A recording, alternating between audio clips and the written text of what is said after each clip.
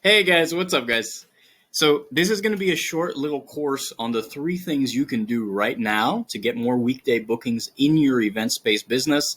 And the beautiful thing about this, they're completely free. All you got to do is just add a little bit of work ethic, all right?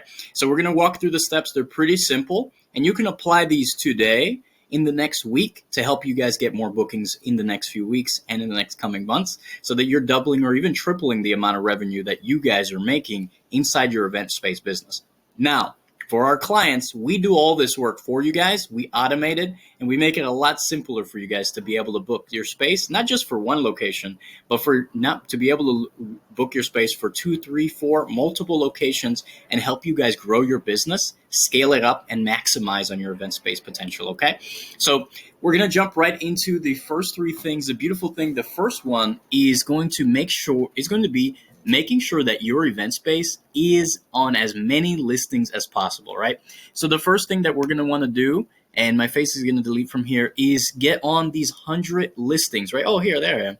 Is get onto the 100 listings to get your end venue more exposure right now, right? So the beautiful thing about this, we've already created an entire list and we're providing this with you alongside with this video to give you access so you can go ahead and set up your event in every single one of these listings, right? Now, the first 50 are regular listings. You probably have a couple of these, right? But the average business is maybe on 2, 3, 4, or at most about 7 of these listings. But these general business listings, every single business should be on them, right? So if you have run any type of business, you should be on these general listings. But especially for your events-based business, it'll help you grow because more people will be able to find you, right? So you have all these different listings: Facebook, Instagram, Google, LinkedIn, Apple Maps, Bing, HubSpot, Better Business Bureau, MapQuest, Foursquare, Yahoo, Thumbtack, Yellow Pages, Angie's List, Nextdoor, Monta, Merchant Circle, right? And the list goes on. Yellow Book, Dun Bradstreet. You have access to all of these, and you just go ahead and one by one, go ahead and set up your business in every single one of these listings, right? What that is going to do, it's going to help make it easier for more customers to find you, right? You're going to get higher search rankings when people look up for event-based venues, and they're also going to get the ability to go ahead and find you across different types of places. Like, for example, maybe some people really only use Facebook, Instagram, or maybe some people are very used to using Dun and Bradstreet, or for example, they enjoy using Yellow Book or Nextdoor, right? They only find things on Nextdoor. So there's a lot of options for you, and those allow you to get more visibility with potential customers and clients. The next one is going to be specifically for event listing, right?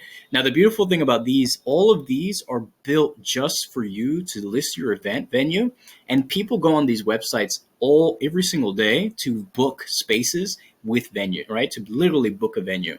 So this is going to get you a lot of exposure to people who are excited about going ahead and finding an event venue business, right?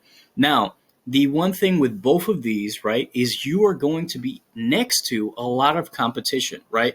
You're going to be one of many event venue options that people have to choose from, and so it makes it a lot easier for a person to go ahead and pick and choose, shop around, and see what they really like, right? So while there is an advantage to being on the listing, it's a lot more advantageous to be able to market directly to consumers and continuously get in front of them so that you can be the top of mind and really the most important venue in that customer or client's mind when they're making a choice around what venue to choose, right? So you can imagine if you were to go to a site that has 10 different options versus you're just continuously being marketed one option. If you're in either one of these boats, right, and you were in the 10 option boat, you're more likely to choose a random one and price compare. But if you're only being marketed one option, you're more likely to want to learn more about that one option, right? So for our paid clients, we actually help you guys get in front of clients just like that. We help you market and remarket to those clients so that you're the really main and only person or only event venue that they're really thinking about. It makes it easier for you to be their main option, right? And it makes it so that there's less competition and price comparison as there would be if you were just on the listings. But Getting on the listing is a free way to definitely boost up your bookings, and you're definitely going to get more when you do this than if you don't, right? So it's definitely a good idea to go ahead and jump on every single one of these listings. The next thing that you can do right now is also opening up your space during your 9 to 5 Monday through Friday hours, where usually there aren't any events, to a co-working option, right? There's a lot of different people who want to be able to have an office in different locations, and are very flexible with the way that they operate those offices, right? So every single one of these spaces, every single one of these websites is a listing for you to post your space as a co-working office, right? There's Upsuite, Hubble HQ, First Office Hub, First Office Finder, coworker.com, Perch Here, Bewake, Office List, Settings.io, Bizly.com, Flexes, right? There's all these different office space listings, and these are built for people who are business owners or freelancers or people who are running their own operation who want to find a small space. Maybe they only need a space for a week or 2 weeks. Maybe they're looking for a home for like to be a tenant in a space, and they're looking for options for where they want to be able to jump in different locations, right? So again, you get to have more options, right? More people are going to be approaching you about being able to use your space in more creative ways, and you're going to be able to book your space in a time that usually you're not using it, right? So that way, adding extra revenue where you weren't using it before either way, right? So it adds more benefits. Now, the same thing is true for this as with the other listings.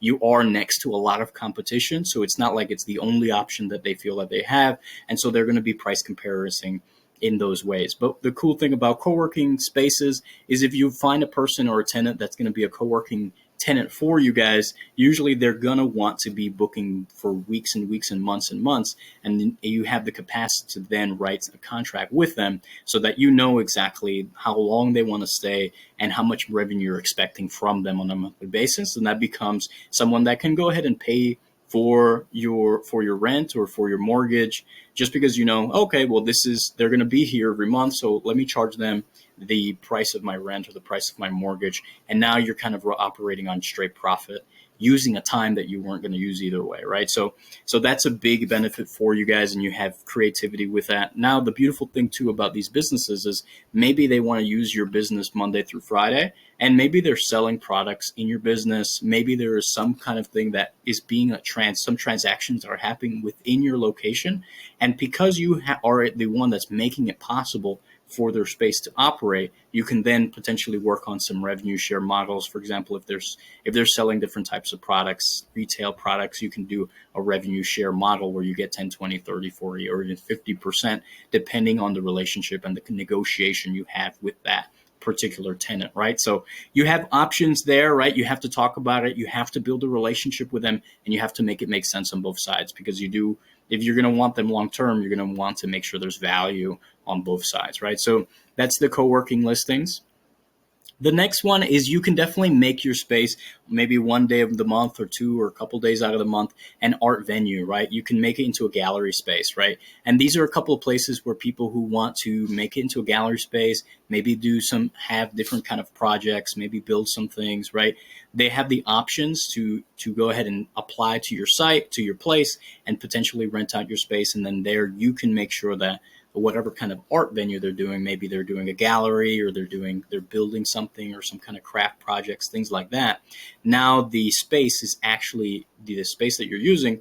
They're running these events, right? And now this is where you get a little bit more creative, because what you can do is you can go ahead and charge them if they're, let's say that they're running a ticketed event for the gallery, or they're selling art at the gallery.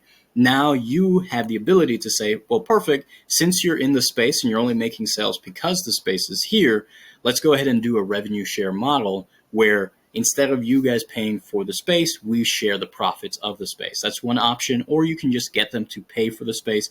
It really is up to you and what you are excited for, right?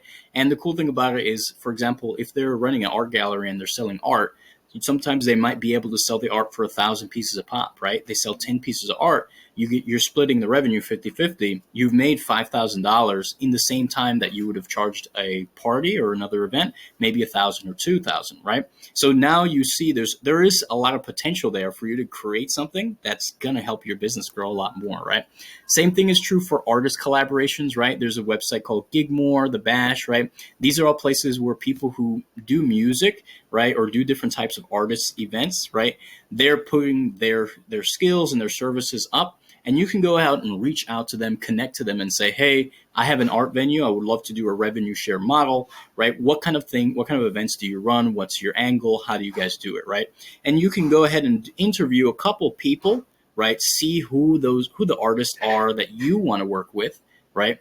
And then you can move on from there. Or you don't need to work with every person, but you definitely have the option to do that, right? And you can see like who fits in with what you want to create, right? So some artists are going to have a vision that connects with you better than other artists, right? So now you have that capacity, you look through those, and then you can always run pop-up shops. The same thing is true because it's a pop-up shop. They're only making sales because you help them get the space. So because you help them get the space, you can do a revenue share model with them as well. So these are the free listings. We're going to also jump into, so the cool thing about that's for the free listings.